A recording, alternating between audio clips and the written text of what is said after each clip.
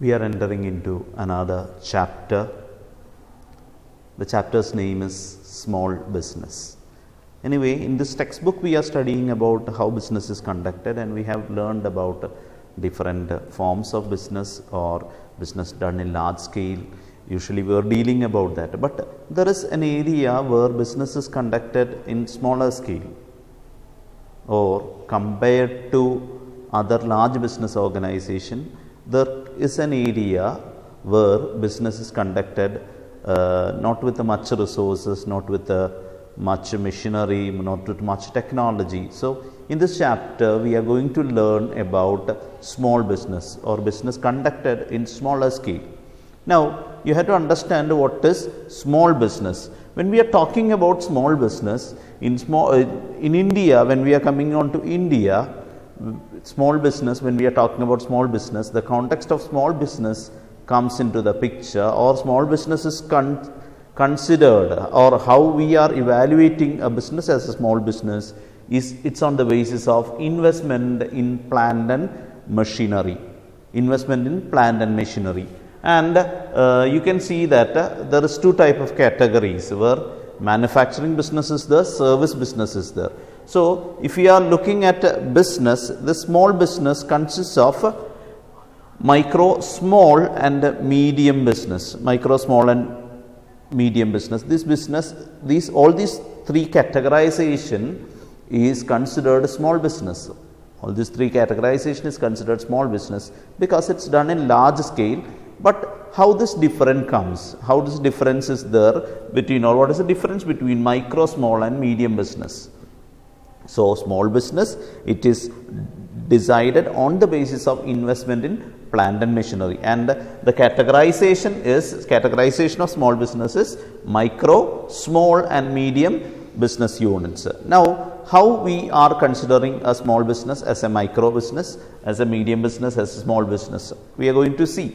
Now if you are looking at the picture, you can see that when we are considering micro business or micro units, when it is a manufacturing unit, the investment in plant and machinery up to 25 lakhs, we consider it as a micro business. That means only up to 25 lakhs they can invest in plant and machinery, or those business which is investing only 25 lakhs into plant and machinery, up to 25 lakhs into plant and machinery can be considered a micro unit, micro business unit. And when we are going to service industry, service business, micro units are those units where investment in equipment is up to 10 lakh. So when we are going on to service, it is coming much more lesser. 10 lakhs can only be used in equipment because it's a service industry. Now when we are considering small units are those units in manufacturing where in plant and machinery up to 5 crore if they are investing, 25 lakhs to more than 25 lakh but less than 5 crore. If they are investing in plant and machinery, they can be considered as a small business unit. And when it is going to service, investment in equipment is to 2 crore rupees. So service industry is having a bit more lesser amount. Now what's a medium business? Medium business is those business which is investing in manufacturing industry. If it is investing in plant and machinery up to 10 crore rupees, up to 10 crore, from 5 crore to 10 crore if they are investing in plant and machinery, then that business unit is to be called a medium business unit. And when we are going on to service, it is up to 5 crore. So the categorization of small business into micro, small, medium, everything is based on how much it is invested, in plant and machinery, how much it is invested in equipment, in services. So this is the categorization. So when you are considering small business, the definition of small business is given as given on the basis of the investment which is made in plant and machinery. Now compared to larger scale business, here you have seen a lot of investment is not made. Investment is made in lesser levels. So this is facilitating many benefits, or it is providing a lot of benefits. Now in India, in the rural areas, what all benefits does this small business units are providing? That's what we are going to see. One thing is that as there is no much larger heavy investment is not required, one of the thing is that there is a balanced regional development happens. That means persons with reasonable capital, or persons who can invest a bit capital into business can start a small business. It can be micro or medium or small, whatever be, but it makes sure that there is something happening, there is some business happening in rural area. So it ensures a balanced development throughout the country. It ensures there is a balanced development. Everywhere there is some business happening. So development is happening in a balanced way.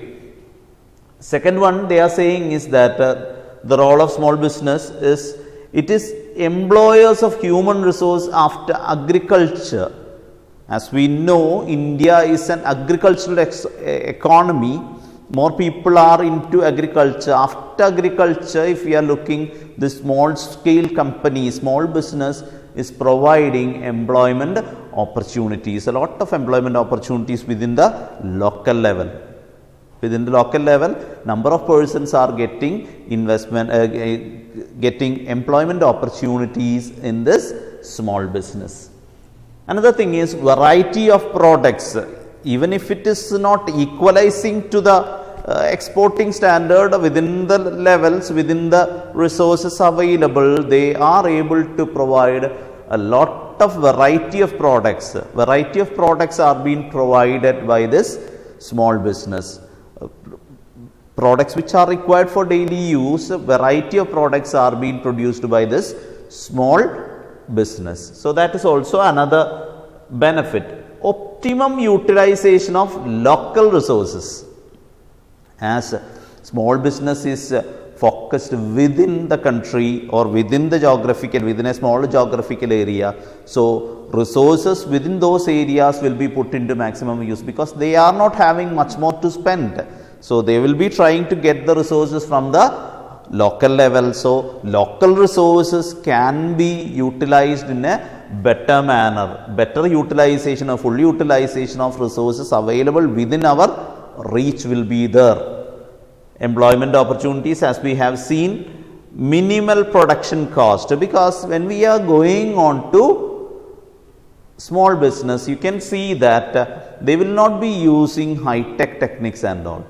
High-tech machines will not be, normal machines within their capacity, within their within their investment they will be using. So we have to say that production cost, they will try to get maximum better products within the within the machineries, within the local machineries maybe. So production cost will not go high, because they are getting resources from local areas. They are using the normal machineries, not the high-tech ones, and they are using the labor within the country or within that particular geographical area. So all these things are helping us to bring down the cost of production. So that is also another benefit. Then another thing is that quick decision making process, because all this all this small business is not much more much more concerned with going for higher levels of authorities, or they don't have to go for a board meeting or whatever be. So there number of peoples need not be consulted. No board meetings, nothing. The person who has started and maybe one or two persons who are in charge of that, they will discuss and they will go for decision. So here when we are looking, quick decision making process happens.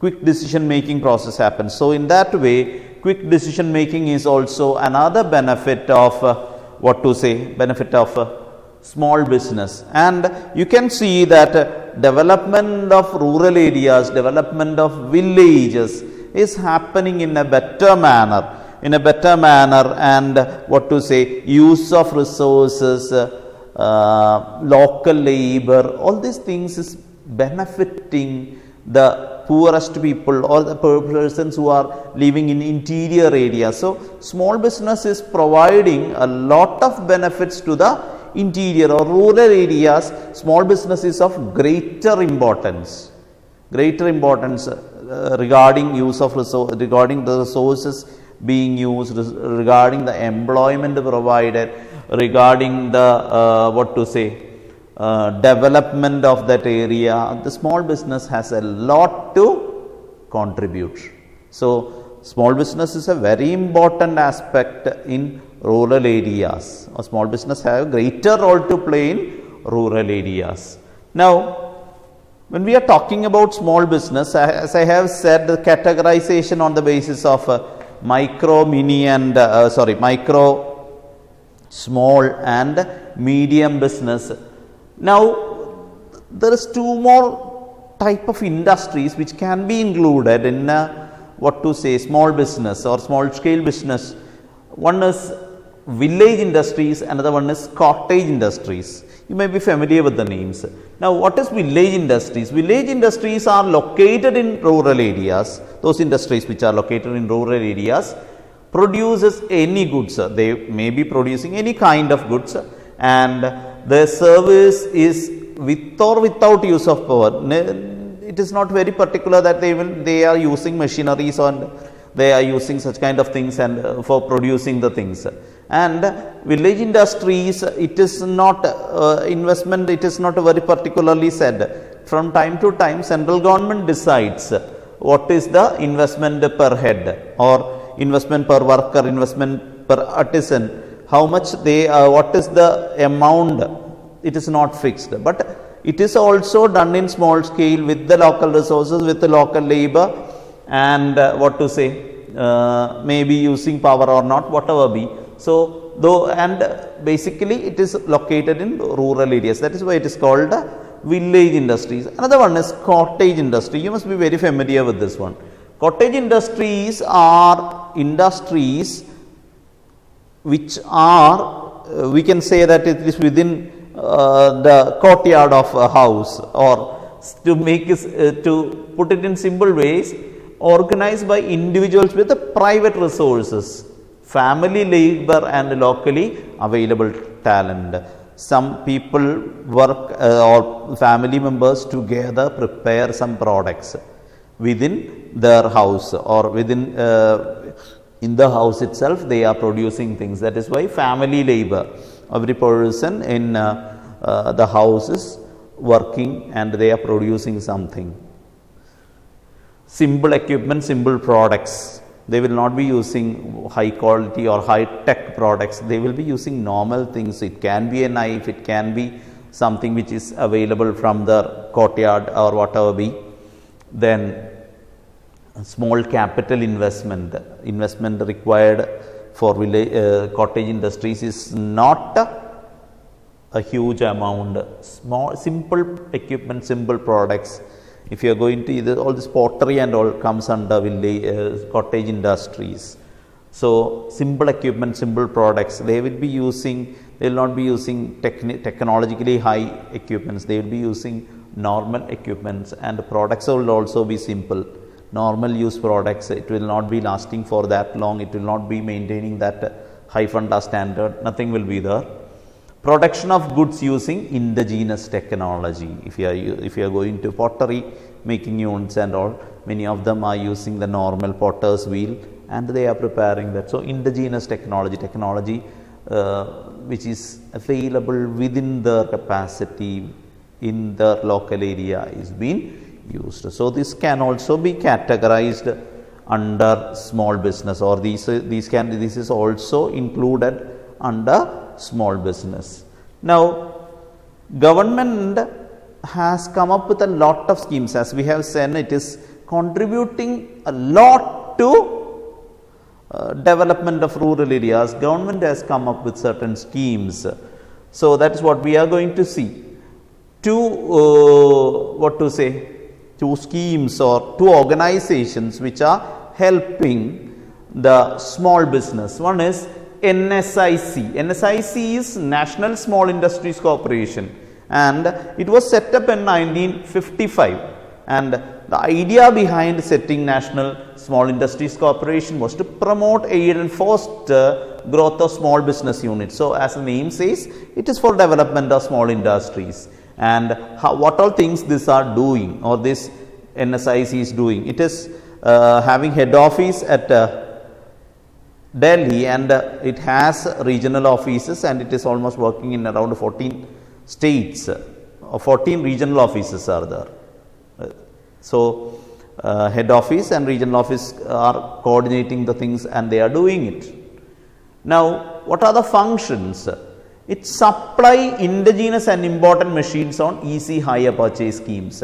Small industries, as I have said, they may not be having a lot to invest, so this is providing imported machines on hire purchase only, or rent is they can make the payment in installment schemes. They need not pay in a single stretch. So that is what is one of the function which is provided. Second one is procure, supply and distribute indigenous and imported raw materials, providing raw materials help for getting raw materials in local goods as well as imported goods if required. They are providing, helping them to provide. Third one, export the products of small business units and develop export worthiness. Small business may not be having that capacity to go into international trade. So here they are providing facilities for selling the products abroad, or this NSIC is providing opportunities to make sure to give them an opportunity to export the products. Fourth one is mentoring advisory service. Advisory service necessary, aid is being given, and regarding technology business incubators for developing the business, or when we are starting the business, for developing measures are being provided, necessary counseling is being given, advices are being given for bringing up new business into this area. Second one is creating awareness on technological upgradation. As I have said, local machineries, local resources, everything is being used. NSIC is providing them with the information regarding new technology which they can use, which will make the products in a better manner, and developing software technology parks and technology transfer centers to make it technologically upgraded industries. They are coming up with technology parks. They are making sure that technology information centers. So in simple words, we can say they are helping the small industries to grow into larger industries, or large scale industries.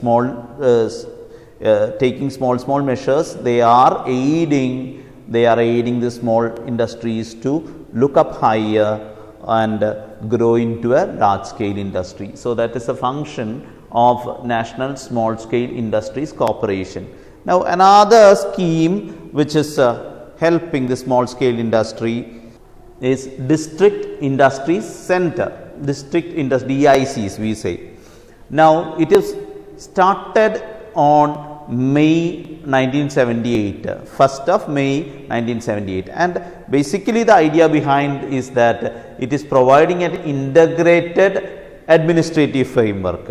A total level administration is being done, and why it is being done? It is to look into the problems of industrialization in the district, to look into the problems of industrialization in the district, or it is for benefiting, it is for bringing up the industrialization within the district into a better manner. For that, they are helping business to identify suitable schemes where they can which can be of help to this industries within the district. Preparation of feasibility reports. They are preparing reports regarding whether the workability or availability of resources, such kind of things. Arranging for credit, necessary financial help is being provided. Machinery and equipment is provided, raw materials and other services. So in simple words, we can say DICs are basically looking into development of small scale industries, small industries within the district level. It is an administrative body which is helping the small industries to grow into a better level. So, we are talking about what was small business, the categorization of small business, the importance of small business in rural areas, and the schemes which are introduced by government to make better the small business.